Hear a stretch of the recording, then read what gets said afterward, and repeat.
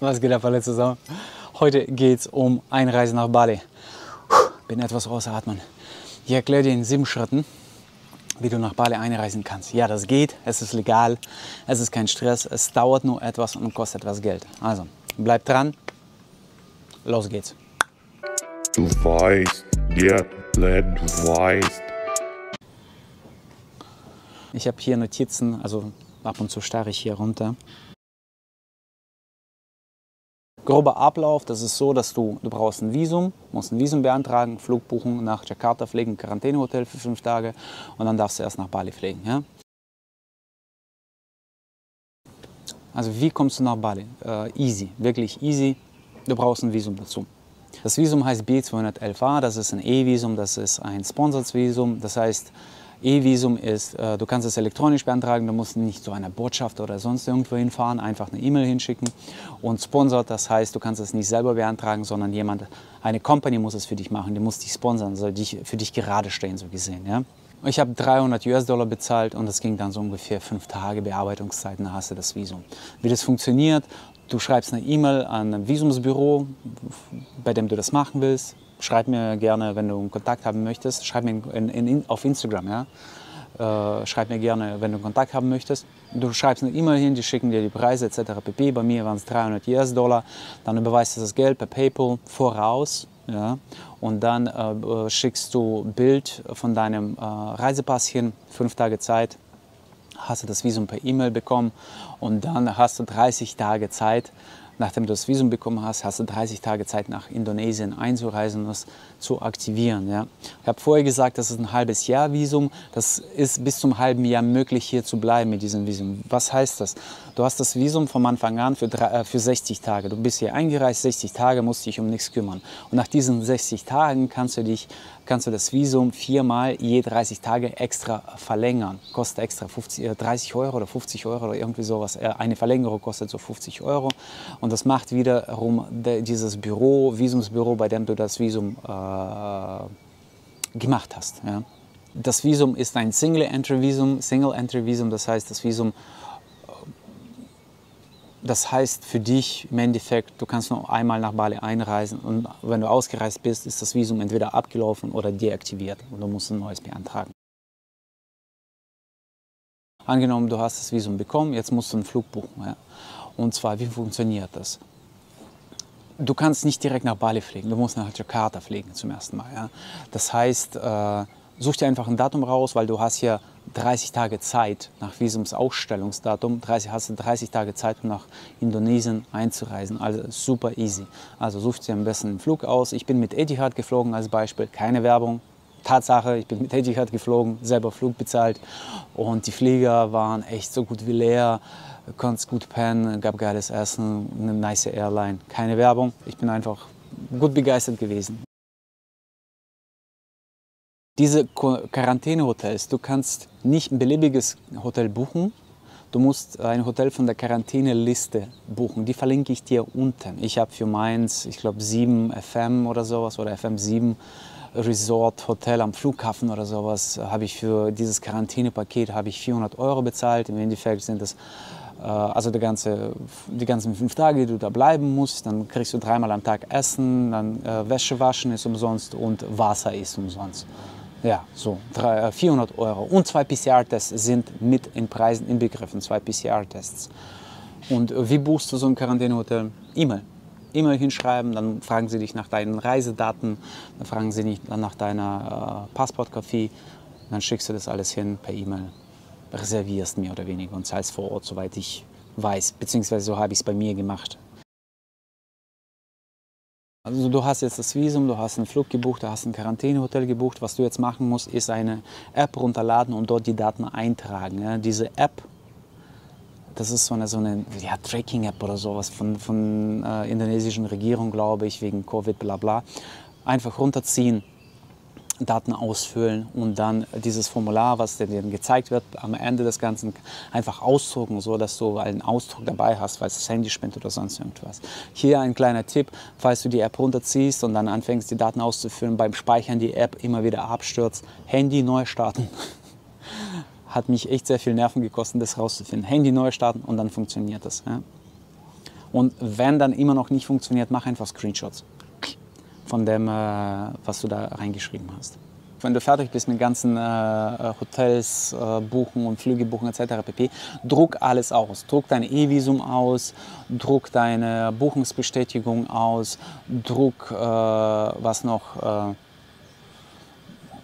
ja, alles aus. Ich weiß nicht, du hast da ein paar Sachen, die du, druck die einfach aus, verlass dich nicht auf dein Telefon. Ne? Also du hast das Visum, du hast den Flug gebucht, du hast Quarantänehotel gebucht, du hast diese App runtergezogen, diese ausgefüllt und jetzt ist der Tag der Abreise, der Flug.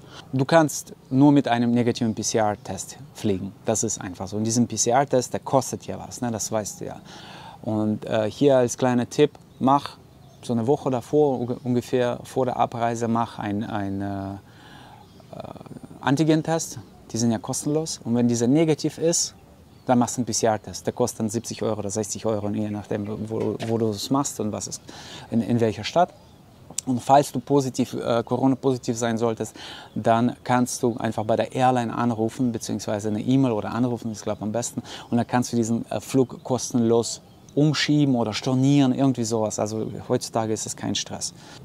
Bei mir war es so, ich bin nach Frankfurt geflogen und mein Flug war, glaube ich, also ich musste am Flughafen um 11 Uhr morgens sein, große Anreise, deswegen bin ich schon am Tag davor angereist was ich gemacht habe, ich bin angereist, bin am Frankfurter Flughafen, dann habe dort im Centogen oder sowas ein Testzentrum ein 12-Stunden-PCR-Test gemacht. Ja. Die meisten bieten 24 Stunden, dieses Center bietet 6, 12 und 24 Stunden an. Ich habe einen 12-Stunden-Test gemacht, kostet dann 90 Euro oder sowas.